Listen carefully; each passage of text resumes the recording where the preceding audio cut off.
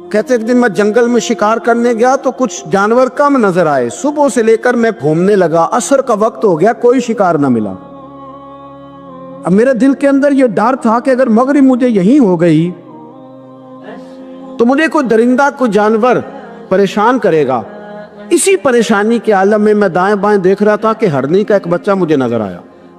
میں نے جھٹ سے وہ ہرنی کا بچہ ہی اٹھا لیا کہ آج یہی شکار کروں گا۔ کہتے ہیں میں نے اسے گھوڑے کے آگے رکھا، اپنے آگے گردن کی جانب، اور میں نے گھوڑے کی لگامیں اس تیزی سے گھمائی کہ سر پٹ گھوڑا دوڑایا تاکہ مغرب سے قبل میں شہر میں پہنچ جاؤں، یہ جنگل کا علاقہ گزر جائے۔ کہتے ہیں میں بڑی گرمی تھی، بڑی پیاس لگی، پر پانی نہ پیا نہ گھوڑے کو پلایا، سر پٹ دوڑایا اس ڈر سے کہ کہیں ایسا نہ ہو کہ میں جنگل میں مجھے شام ہو جائے۔ کہتے ہیں جب میں شہر سے باہر پہنچ گیا تو مغرب کا وقت بھی شروع ہو گیا۔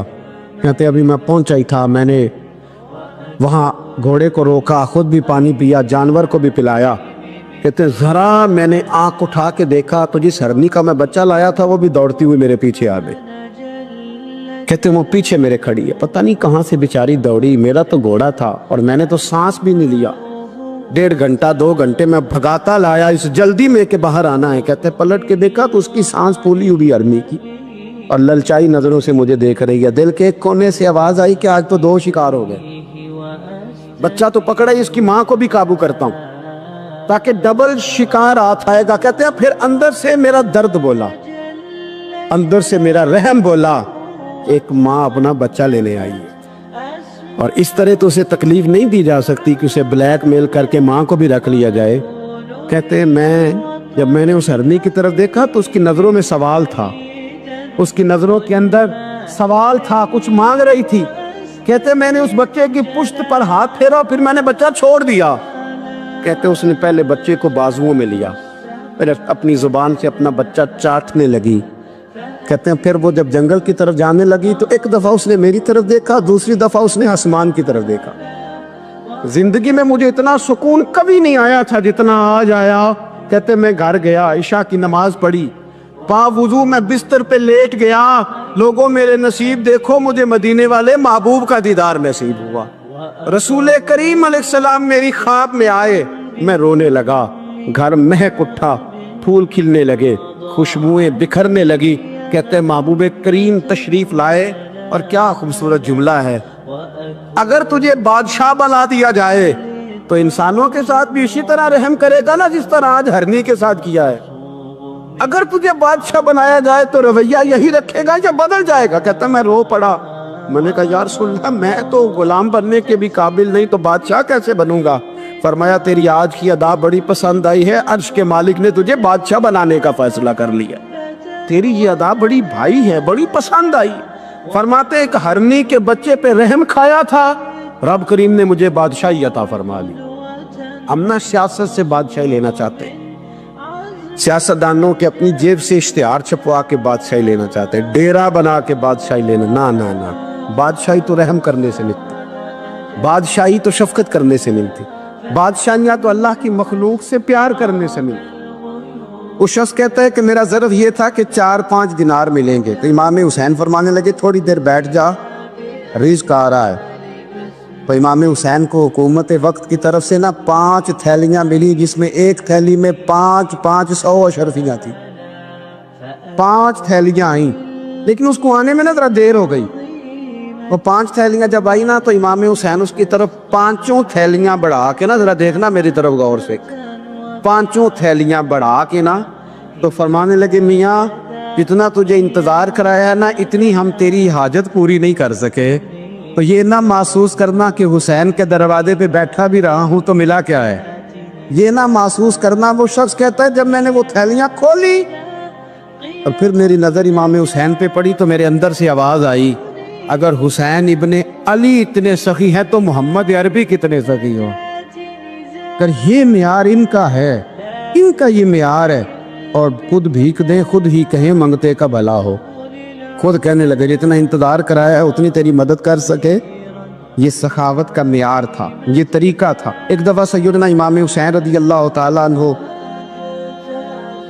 کے گھر کے اندر 5000 دینار آئے، مسجد میں تھے، آپ کو 5000 دینار ملے تو امام زین العابدین کہتے ہیں کہ مسجد سے لے کر گھر آنے تک امام حسین نے 5 کے 5000 اللہ کے راستے میں خیرات کر دی۔ فرماتے میں نے کہا ابا جی 5 دینار کی گھر میں ضرورت تھی، مالاں والے سخی نہیں ہوندے تے سخیاں کل مال نہیں ہوندا، ایتھے اوتھے دوویں جہان نہیں، سخی کنگال نہیں ہوندا۔ کہا ابا جی 5 دینار کی گھر میں ضرورت تھی، تو کہتے ہیں مجھے فرمانے لگے بیٹا یہ جن کو میں نے دیا ہے نا یہ گھر کے لیے ہی دیا ہے، یہ گھر کے لیے ہی دیا ہے، جن کو دیا ہے تمہارا کیا خیال ہے یہ باہر خرچ ہوا ہے؟ یہ گھر کے لیے ہی ہے۔ اس لیے کہ جب انسان دوسروں پر شفقت کرتا ہے تو اللہ اس کے گھر پہ رحمت فرماتا ہے۔ امام حسین کے مزاج میں پہلی بات میں نے ذوق عبادت کی عرض کی، دوسری بات عرض کر رہا ہوں کہ صحابہ حضرت اسامہ بن زید بڑے پیارے ہیں میرے نبی کریم کے، بڑے پیارے۔ حضرت اسامہ بن زید کے بارے میں سیدہ عائشہ صدیقہ فرماتی ہیں ان کے ناک سے اگر ریٹھ نکلتی تھی تو اللہ کے رسول اپنے دست مبارک سے صاف کر دیتے تھے، اور سرکار فرماتے تھے کہ اگر اسامہ لڑکی ہوتا نا، ان کے غلام کے بیٹے تھے حضرت زید بن عار، اگر یہ لڑکی ہوتا میں اسے زیور پہناتا۔ بڑے پیارے تھے، لیکن جب ان کا آخری وقت آیا نا تو 60,000 دینار کا قرضہ تھا، رشتہ داروں سے کہا، دوستوں سے کہا، یاروں سے کہا، اور قرض ادا نہیں ہو رہا تھا۔ حضرت اسامہ بن زید کہتے ہیں بڑا پریشان تھا۔ جب حد ہو گئی نا تو حضرت اسامہ بن زید فرمانے لگے جاؤ کوئی حسین ابن علی کو خبر کرو، ان سے کہو میں نا غلام ہوں آپ کے نانا کا، مقروض دنیا سے چلا گیا تو کیا بنے گا۔ امام حسین کو خبر ملی تو دوڑے آئے۔ لاجپال اس پیر کو نہیں کہتے کہ تگڑا نذرانہ لے کے تو ماتھا چوم لے، لاجپال تو اس کو کہتے ہیں کہ جب ضرورت پڑے تو وہ سر پہ موجود ہو۔ حضرت سیدنا امام حسین تشریف لائے تو جناب اسامہ بن زید رو پڑے، کہنے لگے حضور میں نے نا غلامی کی ہے آپ کے نانا کی، اور اس غلامی پہ ناز ہے، اب 60,000 دینار کا قرضہ لے کے دنیا سے جاؤں گا تو میری قبر پہ بوجھ رہے گا۔ امام حسین خادم کو بھی کہہ سکتے تھے جاؤ گھر پیسے پڑے ہیں لے آؤ، امام حسین خود گئے، چادر روڑ کے تو اس کی اوٹ میں بکل میں 60,000 دینار چھپا کے لائے، اور جناب اسامہ بن زید کے سامنے رکھ کے کہنے لگے اسامہ یار پیسے رات کو ہی آئے تھے، میں سوچ رہا تھا مجھے تو ضرورت نہیں، اللہ نے کس کا نصیب میرے گھر میں بھیج دیا، مجھے تو حاجت ہی نہیں تھی، اب پتہ چلا پیسے تیرے تھے، اللہ نے حسین کی ڈیوٹی لگائی ہے کہ جا کے دے آ۔ حضرت اسامہ بن زید رو پڑے، فرمانے لگے اللہ آپ کو بہترین صلہ عطا فرمائے۔ امام بڑا ہی پیار کرتے تھے، گھوڑے پہ جا رہے تھے، کچھ فقیر غریب لوگ بیٹھ کے روٹی کھا رہے تھے، کھا رہے تھے سڑک کے کنارے، تو امام زین العابدین فرماتے ہیں کہ جب امام حسین گزرے تو انہوں نے آواز دی حضور دل کرتا ہے ہمارے ساتھ بیٹھ کے روٹی کھائیں۔ کائنات کے مالک و مختار کے نواسے اور دنیا کے سب سے بڑے شہزادے گھوڑے سے اترے اور غریبوں کے ساتھ سڑک پہ بیٹھ گئے، روٹی کھانے لگے اور دیر تک کھاتے رہے، اور جب فارغ ہو گئے تو فرمانے لگے کھانے کی ضرورت بھی نہیں تھی، حاجت بھی نہیں تھی، پر تم نے آواز دی تو دل رکھنے کو بیٹھ گیا تھا، اگر اجازت دے تو چلا جاؤں۔ یہ مزاج تھا، یہ طبیعت تھی۔ آپ کے ایک بھائی ہیں چھوٹے، حضرت محمد بن حنفیہ نام ہے، حضرت مولا علی شیر خدا رضی اللہ تعالیٰ عنہ کی دوسری بیوی سے۔ ایک دن حضرت امام حسین ان کے گھر میں بیٹھے تھے تو کسی بات میں نا اختلاف رائے ہو گیا، تو امام علی مقام ناراض ہو گئے، فرمایا آج کے بعد تیرے گھر نہیں آؤں گا، رومال اٹھایا چلے گئے۔ لوگوں نے حضرت محمد بن حنفیہ رضی اللہ تعالیٰ عنہ سے کہا حسین تو ناراض ہو گئے، کبھی نہیں آئیں گے۔ آپ فرمانے لگے بھائی تمہارا ہے کہ میرا؟ جی بھائی تو آپ کے ہیں۔ فرمایا اگر کہو تو چند منٹوں میں حسین واپس آئے۔ جناب ناراضگی ہو گئی ہے۔ فرمایا ناراضگی ہوئی ہے پر میں اس کے دل کی نرمی کو تو جانتا ہوں، اس کے مزاج کے اندر جو محبت ہے اس سے تو ابھی آئے۔ کہا جناب وہ کیسے؟ فرمانے لگے دیکھنا ذرا۔ تو امام حسین نے خط لکھا، حضرت محمد بن حنفیہ نے رکا لکھا، کہنے لگے حسین میرے باپ کا نام بھی علی ہے اور آپ کے باپ کا نام بھی علی ہے، پر ایک فضیلت ایسی ہے جس میں میں آپ کا مقابلہ نہیں کر سکتا، وہ یہ ہے کہ آپ سیدہ فاطمہ الزہرا کے لال ہیں، آپ محمد مصطفیٰ علیہ السلام کے نواسے ہیں۔ کہنے لگے بھائی جان آپ نے نانا جان کی وہ حدیث تو سنی ہوگی کہ دو لوگ ناراض ہو جائیں تو جو صلح پہلے کرے جنت میں پہلے جائے گا۔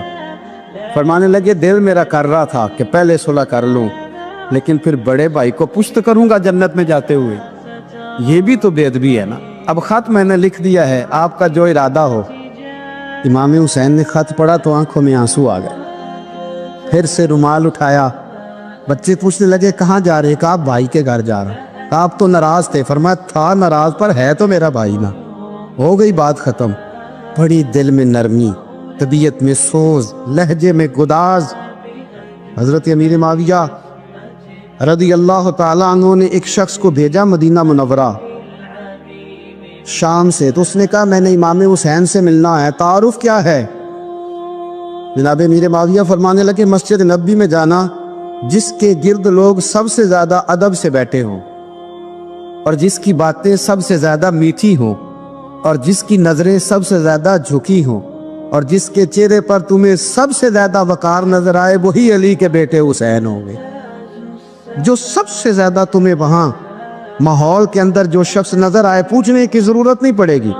وہ شخص کہتا میں مدینے آیا تو میں نے واقعی ایک شخص کو دیکھا، شہد کے گرد مکھیوں کا اتنا ہجوم نہیں ہوتا جتنا امام حسین کے گرد رسول اللہ کے غلاموں کا ہجوم تھا، لیکن نظریں جھکی ہوئی، باتیں میٹھی، لہجہ گداز گداز، لفظوں میں رانائی، اور لوگ کئی باتیں پوچھتے تو علی کے صاحبزادے ایک کا جملہ بولتے تو لگتا یہ کہ وہ جملہ سیدھا دل میں اترتا چلا جاتا ہے۔ امام علی مقام کے کردار میں نہ کچھ باتیں بڑی زیادہ تھیں، بہت زیادہ تھیں، بڑا حسن تھا۔ ایک بات تو یہ تھی امام حسین رضی اللہ تعالیٰ عنہ کا علم و فضل بڑا کمال کا تھا۔ ایک دفعہ صحابہ میں مسئلہ بن گیا کہ بچہ پیدا ہوتا ہے تو اس کا وظیفہ کیسے لگانا ہے۔ امام حسین کا علم و فضل بتا رہا ہوں، علم و فضل، تو بات بڑی پیچیدہ ہو گئی۔ حضرت عبداللہ ابن زبیر کے پاس لوگ آئے، کہنے لگے کہ آپ بڑے صاحب علم و فضل ہیں، آپ نے حضور علیہ الصلوۃ والسلام کے ساتھ وقت گزارا ہے، تو مسئلے کو حل کریں کہ بچہ پیدا ہونے کے بعد حکومت اگر وظیفہ لگائے گی تو کب لگائے گی؟ جب بحث طول پکڑ گئی، مسئلہ حل نہیں ہوتا تھا، تو حضرت عبداللہ ابن زبیر کہنے لگے ہم سے نہیں حل ہوگا، ایک بندہ ہے جس کے سینے میں رسول اللہ صلی اللہ تعالیٰ علیہ وسلم کے نور نبوت کا فیضان ہے، وہ یہ مسئلہ حل کریں گے۔ تو کہا وہ کون سے؟ آپ فرمانے لگے جب ہم سے مسائل حل نہیں ہوتے تو ہم ان کے علم سے فائدہ اٹھاتے ہیں۔ کہا کون ہے؟ کہا جناب امام حسین۔ تو لوگ حضرت امام حسین کے پاس گئے کہ حضرت یہ ایک مسئلہ الجھ گیا ہے کہ بچہ پیدا ہو تو وظیفہ کب لگانا ہے؟ فرمایا الجھنے والی بات ہی کوئی نہیں، پیدا ہونے کے بعد جب وہ پہلی دفعہ آواز نکالے تو اس کا وظیفہ لگا دو۔ اس کا مطلب یہ ہے کہ وہ دنیا میں آ گیا ہے، اس نے اپنے آنے کا اظہار کر دیا ہے، اعلان کر دیا ہے، اب اس کا وظیفہ لگا دو۔ تو اس پر پھر صحابہ کا اتفاق ہو گیا۔ امام حسین کے علم سے، فضل سے لوگ فیض اٹھاتے تھے۔ حضرت سیدنا امام حسین کی شہادت کے بعد حضرت عبداللہ ابن زبیر رضی اللہ تعالیٰ عنہ نے قاتلان حسین سے خطاب کیا اور فرمانے لگے اللہ کی قسم تم نے اس شخص کو شہید کیا ہے جو راتوں کو لمبے لمبے قیام کرتا تھا، اور تم نے اس شخص کو شہید کیا ہے جس سے میں دن میں جب بھی ملتا تھا تو وہ روزے سے ہوتا تھا۔ تم نے اس شخص کو شہید کیا جو قائم اللیل تھا، صائم الدہر تھا، اس شخص کو تم نے شہید کیا۔ آپ کو پتہ ہے میدان کربلا میں جب 9 محرم کو ابن سعد نے امام حسین سے کہا کہ جنگ کرو اگر یزید کی بیعت نہیں کرنی، تو امام حسین نے فرمایا ایک رات کی مہلت دے دو، ایک رات کی مہلت دے دو۔ حضرت امام زین العابدین کہتے ہیں میں نے اپنے والد گرامی سے عرض کی کہ ابا جی آپ جہاد سے دور جانے والے تو ہیں نہیں، آپ تو جہاد سے پیار کرنے والے، اور یہ بھی پتہ ہے مجھے کہ یہ جنگ اب ہو کے رہے گی، تو ایک رات کی مہلت لینے کا معنی کیا ہے؟ بھئی کل بھی لڑنا ہے اور رات بھی لڑنا ہے، تو ابا جی ایک رات کی مہلت۔ تو سیدنا امام حسین رضی اللہ تعالیٰ عنہ فرمانے لگے بیٹا رات کی مہلت اس لیے لی ہے کہ میں آج رات کھل کے اپنے رب کی عبادت کر لوں، میں استغفار کر لوں، میں لمبے سجدے کروں۔ اور کہا زین العابدین تو جانتا ہے نا کہ مجھے نماز سے، تلاوت سے، دعا سے اور استغفار سے بڑا پیار ہے، رسول کریم علیہ السلام نے فرمایا، جامع ترمذی میں موجود ہے، فرمایا میں جا رہا ہوں پر تمہیں دو بڑی بھاری بڑی وزنی چیزیں دے کے جا رہا ہوں، صحیح ستہ کی روایت، دو وزنی چیزیں تمہارے بیچ چھوڑ کے جا رہا ہوں، اگر ان کو تھام کے رہو گے تو کبھی گمراہی تمہارے پاس نہیں آئے گی۔ یا رسول اللہ وہ کون کون سی؟ فرمایا ایک اللہ کی کتاب دے کے جا رہا ہوں اور دوسرا اپنا خاندان دے کے جا رہا ہوں۔ اگر اہل بیت نبوت کو تھامے رہو گے، ہمارے بزرگوں نے لکھا ہے کہ یہ جو حضور نے کتاب اللہ اور پھر اپنی اہل بیت کا تذکرہ فرمایا تو اس کا مطلب یہ ہے کہ تھیوری دیکھنی ہوئی تو قرآن دیکھنا، اور پریکٹیکل دیکھنا ہوا تو علی اور فاطمہ کو دیکھنا، حسن اور حسین کو دیکھنا، ان کو دیکھنا۔ نبی کریم علیہ السلام کے اہل بیت منارہ نور ہیں، ان کی محبت، ان کا پیار کیوں بھلا؟ اس لیے کہ یہ وہ خوبصورت لوگ ہیں جن کو خود میرے نبی پاک نے تراشا ہے، ان کی سیرت میں جتنے رنگ ہیں وہ رسول کریم نے خود بھرے، ان کی ایک ایک بات کا خیال نبی پاک نے رکھا ہے، حضور نے از خود انہیں اپنی صحبت عطا کی ہے۔ زیادہ دور نہیں تھا سیدہ فاطمہ کا گھر، مسجد نبوی کے ساتھ تھا، اللہ کے رسول دن میں 2 دفعہ جایا کرتے تھے، پھر بھی کبھی کبھی فرماتے فاطمہ میرا دل کرتا ہے آج میں رات تیرے گھر میں قیام کروں، تو سیدہ فاطمہ زہرا فرماتی ہیں کہ آمنہ کے لال اس طرح بھی میرے گھر میں قیام کرتے تھے کہ حضور چارپائی پہ لیٹتے تھے تو ایک کندھے پہ امام حسن کا سر ہوتا تھا اور دوسرے پہ امام حسین کا سر اقدس ہوتا تھا، اور فرماتی ہیں رات کو کبھی حسنین کریمین دودھ مانگتے تو میں اٹھتی دودھ دینے کے لیے، تو حضور فرماتے لیٹ جاؤ آج میرے ساتھ سوئے ہیں تو دودھ بھی میں ہی پلاؤں گا، تو محبوب اٹھتے ان کے لیے دودھ لاتے برتن سے نکال کے، حضور نے انہیں وقت دیا اور پھر ان کی چھوٹی چھوٹی چیزوں کا خیال رکھا۔ صحیح بخاری میں موجود ہے، تربیت پر توجہ دی۔ امام حسین تشریف لائے، ابھی عمر مبارک 7 سال کے قریب تھی، مسجد نبوی میں صدقے کی کھجوروں کا ڈھیر لگا ہوا تھا۔ چھوٹا بچہ جو ہوتا ہے نابالغ، اس پر شریعت کے احکامات نہیں آتے، صدقے کی کھجوروں کا ڈھیر تھا مسجد نبوی میں۔ یہ تربیت ہے، یہ ٹریننگ ہے جو اللہ کے محبوب نے خود انہیں عطا فرمائی۔ صدقے کی کھجوروں کا ڈھیر تھا، امام حسین حضور کے ساتھ آئے تو امام علی مقام نے ایک کھجور اٹھا کے منہ میں رکھ لی۔ شارحین نے لکھا ہے لگتا یہ ہے کہ کئی دنوں کی بھوک تھی، کیونکہ یہ فاقہ اہل بیت کا بڑا محبوب ہے، مجبور نہیں تھے، وہ تو خزانوں کے مالک تھے، پر غریبوں سے محبت کی وجہ سے فاقے کیا کرتے تھے، یہ ان کی پسند ہے فاقہ کرنا۔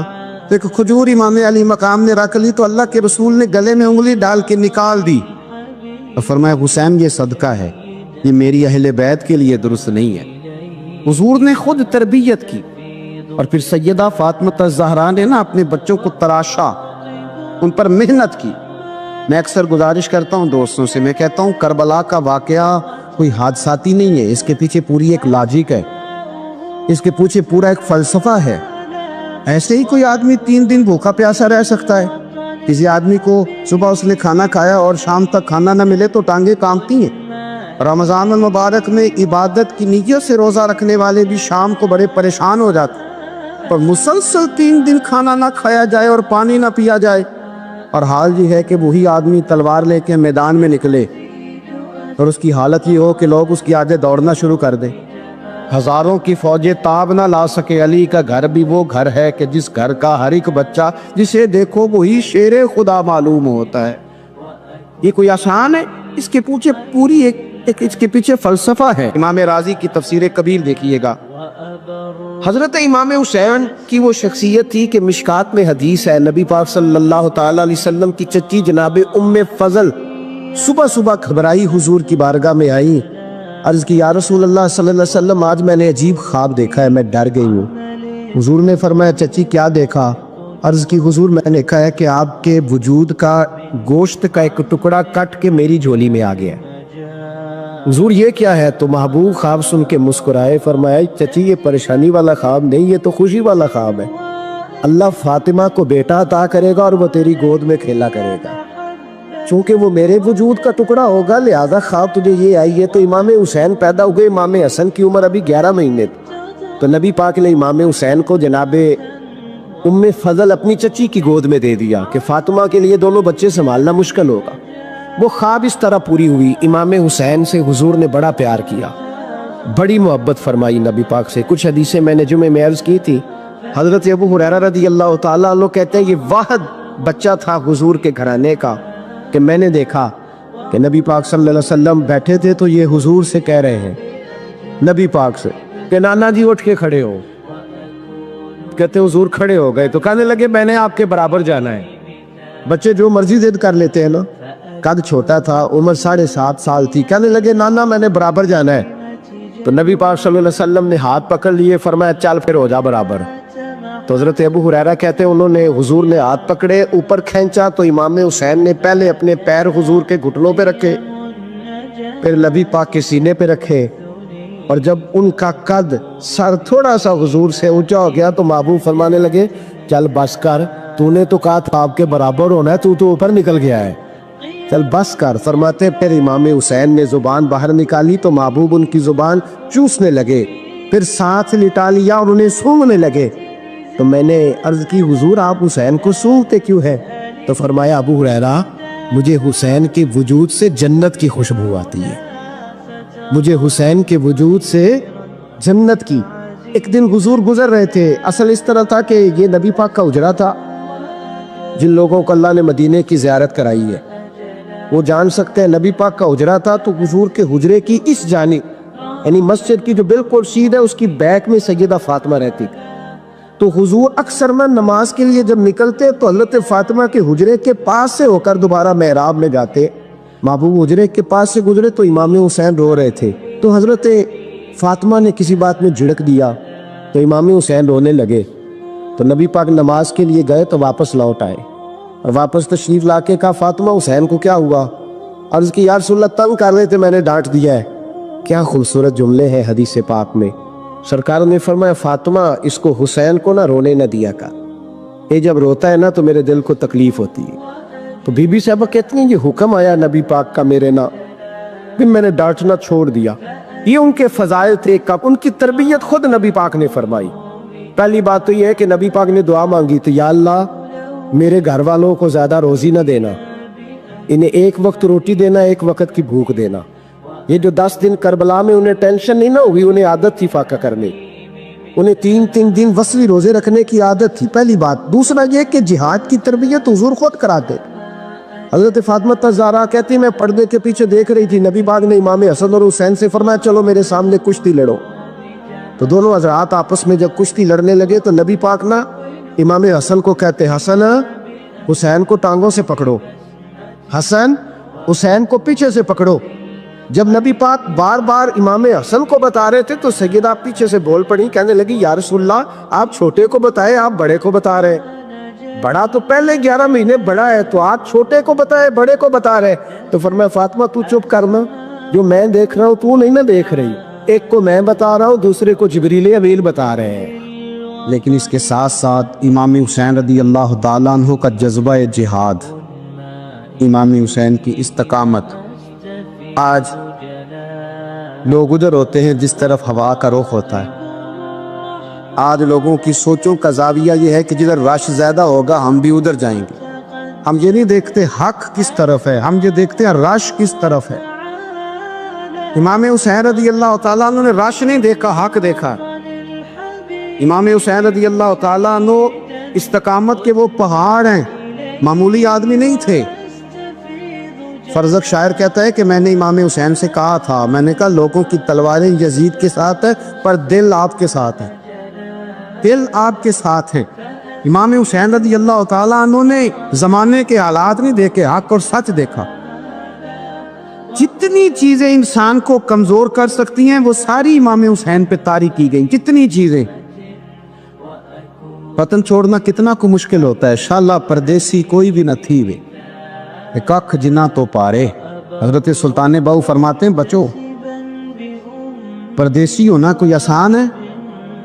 جس آدمی کا کسی چھوٹے سے گاؤں میں بھی مکان ہو چھوڑنا پڑ جائے تو روتا ہے. تو مجھے بتاؤ جس نے اپنا سارا بچپن مدینے میں گزارا ہو، آج جو ایک ہفتہ مدینے رہ کے آتے ہیں ان سے واپس نکلنا مشکل ہوتا ہے. لیکن امام حسین حق کا رستہ تھا، وطن کی قربانی دی، اور معمولی وطن نہیں مدینے جیسا وطن. اور جب کھڑے تھے نا امام حسین رضی اللہ تعالیٰ عنہ رجب میں نکل رہے تھے مدینے سے، تو کوئی شاعر کہتا ہے دور کھڑے ہو کہ انہوں نے گویا کہا تھا آقا تیرے کرم کے خزینے کی خیر ہو، میں جا رہا ہوں تیرے مدینے کی خیر ہو۔ امام حسین نے وطن چھوڑا، کوئی لغزش نہیں پیروں میں، کوئی نہیں۔ شہزادوں والی زندگی تھی، مسجد نبوی کے امام تھے، نبی کریم علیہ السلام کے روضہ اطہر پر تشریف رکھتے تھے، زمانہ حیا کرتا، شان و شوکت تھی، پر حق کے لیے چھوڑا، نکل کر خانقاہوں سے ادا کر رسم شبیری، اور پھر بڑا مشکل ہوتا ہے۔ جس شخص کے ساتھ بچے اور عورتیں ہوں وہ تو یہ کہہ کے لڑائی سے جان چھڑاتا ہے کہ میرے ساتھ فیملی ہے، نہ ہوتی تو تجھے بتاتا، پر امام حسین کو اولاد بھی کمزور نہیں کر سکی، عورتوں کا ساتھ ہونا کمزور نہیں کر سکا۔ پھر امام علی مقبوق کتنا مشکل کام ہے۔ آج لوگ کہہ نہیں دیتے کہ میں تو اس لیے گناہ کرتا ہوں کہ رشوت اس لیے لے لیتا ہوں کہ بچے چھوٹے ہیں۔ 10 دنوں کی کم و بیش سفر، 3 دنوں کی بھوک اور پیاس، پر حق کے رستے میں امام حسین کو کوئی چیز کمزور نہیں کر سکی۔ اور پھر وہ جتنی باتیں لوگ کہہ سکتے تھے وہ ساری کہیں گئی، ساری۔ اور آ کے عرض کرنے لگا حضور یہ کوئی معمولی دشمن نہیں، یہ وہ ظالم ہیں جو لاشوں پہ بھی گھوڑے دوڑا دیتے۔ تو امام علی مقام فرمانے لگے جو شہادت کا جذبہ لے کے نکلے وہ پھر انجام نہیں دیکھا کرتا، وہ انجام، وہ جتنی چیزیں جو استقامت کے رستے میں آ سکتی ہیں وہ ساری چیزیں رستے میں آئیں، پر امام علی مقام نے کسی چیز کی پرواہ نہیں کی۔ آج کا مسئلہ یہ ہے کہ آج لوگوں میں استقامت نہیں ہے، رات کو کچھ ہوتے ہیں، سویرے کچھ ہوتے ہیں، دوپہر کو کچھ ہوتے ہیں، شام کو کچھ ہوتے ہیں۔ ہمارا کل انداز تکلم کچھ اور ہوتا ہے، صبح کچھ اور ہوتا ہے۔ امام علی مقام میدان میں رہے، ایک میت گھر میں ہو جائے تو کئی دنوں تک آنکھ کھلتی نہیں، ہوش رہتا نہیں۔ سب سے زیادہ مسائب امام حسین نے دیکھے، سب سے زیادہ، اور گھوڑے پر بیٹھنے سے پہلے ساری تکلیفیں آپ دیکھ چکے تھے۔ باپ کا جنازہ اٹھانا آسان ہوتا ہے، بیٹے کا جنازہ اٹھانا بڑا مشکل ہوتا ہے، پر امام حسین نے بیٹوں کے جنازے اٹھائے۔ حضرت علی اصغر کی لاش کو امام حسین نے اپنے دست مبارک سے دفن کیا، اور جناب علی اکبر کی میت کو جب آپ اٹھا کے لا رہے تھے تو سیدہ زینب فرماتی ہیں کہ مجھے یوں کبھی لگتا تھا حسین کا قد بڑا ہے اور کبھی لگتا تھا علی اکبر کا قد بڑا ہے، اور فرماتی ہیں کہ پھر حضرت قاسم بن حسن کو بھی وہ اٹھا کے لائے، اور جناب عباس کے وجود سے الگ ہونے والے بازو انہوں نے لا کے حضرت عباس کے وجود کے ساتھ بھی رکھے۔ انہوں نے یہ سارا منظر دیکھا، لیکن جب حسین ابن علی اپنی دفعہ گھوڑے پہ سوار ہوئے تو لگتا یہ تھا کہ ان سے زیادہ بہادر کوئی نہیں۔ ایک جملہ بھی یزیدی فوج کے سامنے امام حسین نے کمزور نہیں کہا، ایک جملہ بھی، ایک فکرہ بھی کچا نہیں بولا، کہیں بھی کوئی منت نہیں کی، کسی جگہ بھی ان کے پائے استقلال میں کوئی لغزش نہیں آئی۔ جب لوگوں کو پتہ چل جائے کہ اب سامنے موت ہی موت ہے، سوائے اس کے چارہ کچھ بھی نہیں، تو بہت ساری رخصت اور اجازت تو دین بھی دیتا ہے، پر امام حسین کسی جگہ کسی رخصت پر عمل کرتے نظر نہیں آتے، ڈٹ کے بات کی، ڈٹ کے۔ اور پھر جب میدان میں نکلے، اللہ اکبر، تو ابن سعد کہنے لگا کہ اگر 2 کر کے ایک کر کے جاؤ گے تو یہ 45,000 کا لشکر سارا حسین کاٹ ڈالے گا، یک بارگی حملہ کرو گے تو بات۔ اتنی استقامت، اتنا۔ آج تو لوگ ڈپریشن کے مریض ہیں، آج تو لوگ ٹینشن کے مریض ہیں، ہر دوسری بات میں لوگ کہتے ہیں وہ بڑا، پر کس بات سے؟ مطلب کیا آپ نے زندگی میں صرف جاب نہیں مل رہی، صرف بیماری آ گئی، صرف خرچہ نہیں گھر میں بڑا، کس بات کا ڈپریشن؟ امام حسین کی زندگی بتلاتی ہے وہ لوگ بھی کوئی دنیا میں کمال حاصل کر سکتے ہیں جو چھوٹی چھوٹی بات پہ روتے ہیں۔ مال بھی ہے، جوانی بھی ہے، گھر بھی ہے، مکان بھی ہے، بچے بھی ہیں، عزت بھی ہے، صرف پیسے نہیں۔ اور انسان ہے کہ آنکھیں نہیں کھل رہی، وہ سمجھتا ہے میں کسی کام کا ہی، فقط پیسے نہیں بس۔ او خدا کے بندو، امام علی مقام نے فرمایا سارا کچھ لٹا کے بھی جو میدان میں کھڑا رہے اسے حسین ابن علی کہا جاتا ہے، اسے حسین ابن علی کہا جاتا ہے۔ حسین ابن علی کی شان رفت کوئی کیا جانے، حسن جانے، علی جانے، نبی جانے، خدا جانے، کون جانے امام علی مقام کا معیار۔ تو امام حسین رضی اللہ تعالیٰ عنہ کی زندگی ہمیں بتاتی ہے کہ ذوق والی عبادت کرو، امام حسین کی زندگی ہمیں بتاتی ہے کہ جب تم سخاوت کرو تو پھر اپنی حیثیت سے بڑھ کر کرو، اور امام حسین کی زندگی ہمیں بتاتی ہے کہ دل میں کسی کے لیے کوئی بات نہ رکھو، صلح کرنے میں پہل کرو، محبتیں کرنے میں آگے بڑھو۔ اور امام حسین کی زندگی ہمیں بتلاتی ہے کہ جب دنیا میں تم نے کچھ کرنا ہے تو پھر ڈٹنا بھی سیکھو، پھر کھڑے ہونا بھی سیکھو۔ یہ نہ دیکھو کہ حالات، امام حسین نے ایک دن بھی حکومت نہیں کی، یزید نے 4.5 سال کی، لیکن قیامت تک دلوں پہ حکومت امام حسین کی رہے گی، امام حسین کی رہے گی، اس لیے کہ ان میں استقامت تھی۔ امام حسین کے ساتھ اس وقت 72 لوگ تھے، لیکن آج کائنات کا ذرہ ذرہ امام حسین کے ساتھ ہے۔